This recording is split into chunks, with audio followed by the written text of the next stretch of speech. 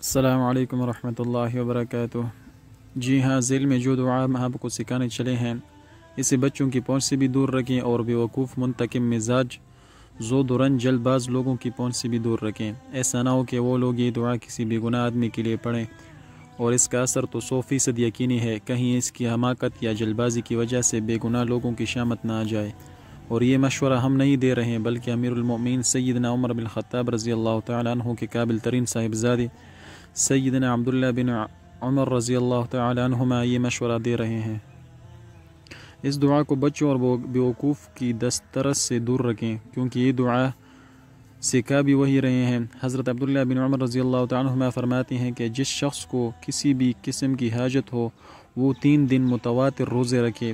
پہلا روزہ بدھ کا رکھے، تیسرا روزہ جمعے کے دن کا ہوگا، جمعہ کو وہ غسل کر کے جامع مسجد کو جمعہ کی ادائیگی کے لیے روانہ ہو جائے اور اپنی مالی حیثیت و توفیق کے مطابق راستے میں صدقہ و خیرات کرتا جائے۔ نماز جمعہ سے فارغ ہو کر یہ دعا پڑھیں، انشاءاللہ اس کے بڑی سے بڑی اور مشکل سے مشکل ضرورت بھی پوری ہوگی۔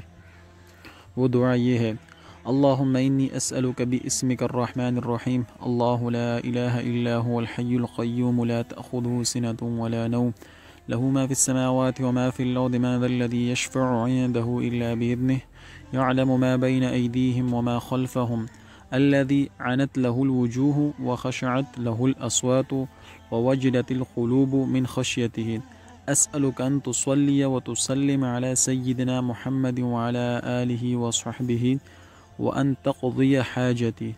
انشاءاللہ آپ کی ساری حاجتیں جو ہے انشاءاللہ تعالی اللہ کے فضل و کرم سے پوری ہو جائے گی۔ والسلام علیکم ورحمۃ اللہ وبرکاتہ۔